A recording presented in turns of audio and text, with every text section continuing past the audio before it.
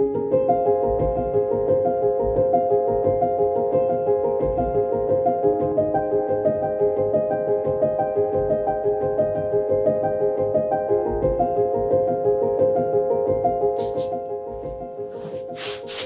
morning everyone, good morning, good afternoon, good evening, depending when you are watching it. Here's Emily and welcome back to my channel. So this week has been full of changes and a lot of happened this week. So I thought I'll give you a bit of update about it. Maui! I had to open the door for our cat because he was scratching it. So first of all, what happened was that I bought a car. We have just bought a car for me because we both wanted automatic cars. Before Yuan had manual, so now we are finally, we finally have two cars and he doesn't have to take a bus to work. So yeah, the car actually changes a lot because I felt like I was a bit dependent. I couldn't go whenever I wanted somewhere. And now when I have a car, I can just go into town, go secondhand, go for groceries, and we don't have to schedule who is taking the car because we have one car. I can drive on the automatic car. I do have driver's license for manuals, but I prefer not to drive them. I also wanted higher car, especially now when I'm pregnant, it's easier for me to get into higher car, but generally, I do prefer higher ones because I used to drive bigger car in Poland. I just feel much more comfortable in it, and it's, I don't know, it has more like family vibe. My cat is scratching or like touching the tripod, so camera may move a bit. So we went to a different town for the car. We found it online. It was really good price. I would say that it was a deal because when I checked in Poland, that would cost twice what it costed in here. In Sweden, you can check the history of the car, who owned it, for how long owned it. So the history of the car also looked pretty good. That's why we decided to buy it. It didn't have any rust. It had like a backing camera, which was important for me. It had spare tires for winter. Of course, it does need a bit of work, but I mean, every used car needs a bit of work. And I just found it very interesting that in Sweden you pay tax not for buying, like in Poland. In Poland, when you buy a car, you're paying one-time tax for buying it from the price of a purchase. But in here you pay like yearly tax, and it's not exactly for the car, it's more for like roads that you are driving on the roads. So depending from the size, and for example, if it's a normal petrol or diesel, this can be very different. This car had quite low tax. That was also the reason why I got it, because usually the big cars are quite expensive actually to manage. And of course you also pay insurance and like yearly check service and stuff. So that was one thing. Another thing, I finally got my personal number, which will make our lives definitely easier. Basically, my personal number was ready already after 2 weeks from applying for it. However, I had some documents which I wanted to give them before obtaining the personal number, and the lady who was taking care of my case actually called me because I left a note online about it. And she asked if I already have those documents or if I will have them quite soon. And she gave me like 2 weeks more to gather the documents and just upload them on a website, which was very nice and very, that saved me a lot of paperwork later. So I'm very glad it worked like this. The whole process was very easy. I uploaded all the documents already in Poland 2 weeks before coming. And then came here, went to the, I don't know the name, I don't know how to pronounce it, but it's a kind of immigration office, tax office. They handle like foreigner stuff, matters. And yeah, after 2 weeks from arriving here, the personal number, mine and my daughter's, they were ready to get. And you need that number basically for everything. You needed to make a bank ID, which apparently is necessarily for everything, but also to like go to hospital, basically for everything. So I'm very glad I have it. Now I already went this week to a maternity center for like checkup, and I updated it, and they were also very happy to get it. So to get personal number in Sweden, you can either be a student or you can be employed in here. Or like in my case, you have to show that you can provide for yourself for at least a year, which means that you have enough money to support yourself. In my case, support myself and my daughter. And I have no idea how much you should actually have. I didn't find any information about that on official websites. However, on some like forum, like Reddit forum, I found information that somebody said that you need yearly 140,000 Swedish krona per person, but I have no idea if it's actually true. However, yeah, that is something what you can think about if you are planning to move here and to like move everything in here, including insurances and yeah, everything. Another thing is, this week I did quite a lot of things. So today we are going to a few shops, including Jysk, to buy chest of drawers for our little one.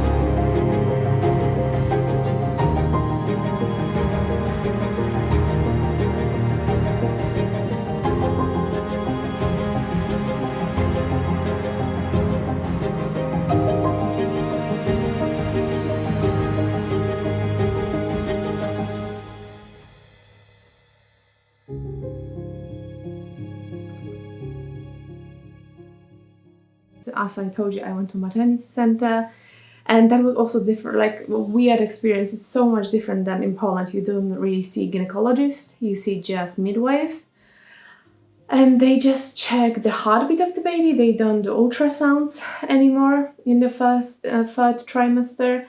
And actually the midwife used like some wooden device. She just like stick it to my tummy, and she listened with her ear for the heartbeat, and I was like, and they measure the tummy as well, if it's growing. For me, it's weird, but I guess it's also like maybe cultural thing. That's how they do it. But in Poland, I think actually this like pregnancy care, it's much more developed. Just there's so much more checkings, and you see your gynecologist very often, and you can do ultrasound basically whenever you want, the tests and stuff. I also did like blood check now, but it just, yeah, I don't know. It still feels weird for me. I do believe the doctors here though, because both the midwives and the doctors I met, they were very nice and they seemed like very professional. In Poland, it's like, it's a lottery. You may get very good gynecologists, or you can get someone like who will scare you basically. My gynecologist was really, really good. It was like the best doctor I have ever met. And I really regret he couldn't like go with me till the end of pregnancy. But I also met a lot of really bad gynecologists and doctors. But that's maybe a different story. But I met one who told me when my pregnancy was at high risk, and she just told me that, you know, miscarriage is like normal thing. You already had one, you know how it looks like. If it happens, it happens. And that was like a week after I came back from hospital, where I was hospitalized. And I was asking if everything is okay, and she said everything is actually okay, like everything looked good on ultrasound, but she still said those things.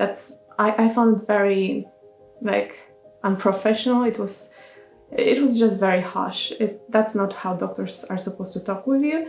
They are supposed to just say facts and not tell you that, yeah, if you have miscarriage, you just have miscarriage, like that's nothing. But yeah, in here, everybody's like trying to calm you down, and everything is, yeah, they just try to make you feel nice, like good and comfortable, which is very important for me because I didn't have that good experience with my previous birth. We also went to a Christmas market, like local Christmas market, not town Christmas market. This one was like organized by people. And that was also very nice. I'm actually thinking that maybe next year I could put my art in there, like some maybe ceramics or some wooden stuff. But it was also very well organized and there was such a nice warm atmosphere, and people were very nice and everybody spoke English, which is a big plus. This week I started working on my book, which will be published in the first few months of 2026. This book is actually quite difficult to edit. My editor and the whole team working on this book, everybody's confused because I tried to write it with like old Polish language. It's not like how we talk now, and nobody really knows how it should look like.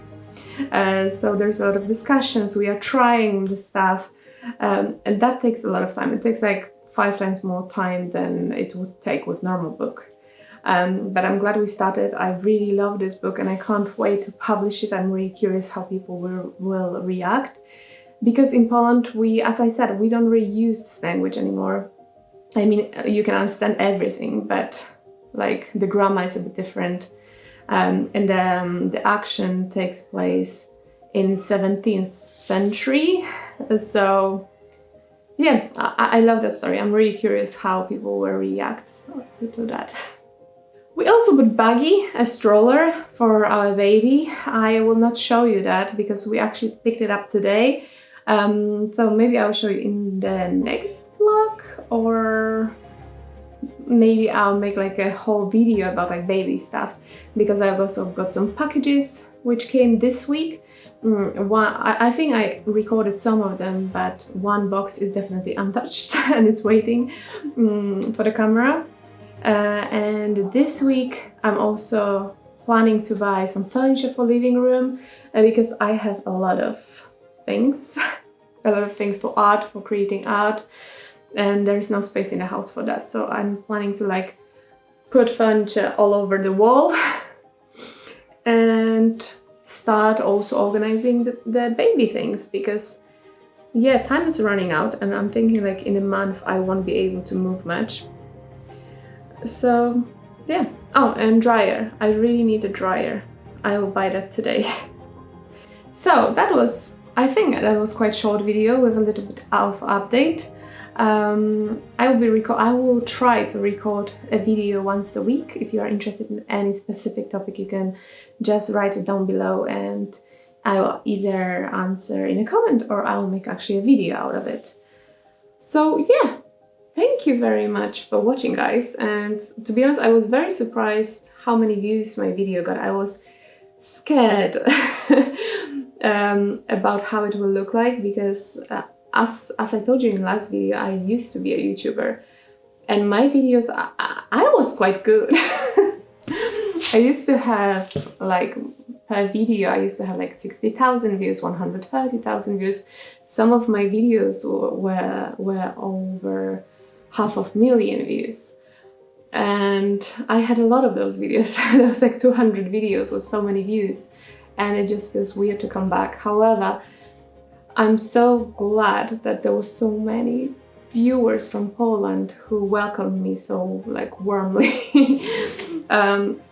I was surprised that some people waited for me so many years to actually come back to YouTube, and reading that I'm like their comfort person and that they miss me and stuff. That was just so, it was like coming back to the family that I didn't meet for a very long time. So thank you very much for that. And yeah, I guess I will see you next week in the next video. I'll try to make it a bit less chaotic than this one. I'll try to like plan it well. Yeah. And we have to decorate the house for Christmas. So I guess that will be also in the next video. So again, thank you so much for watching, guys, and I will see you next week.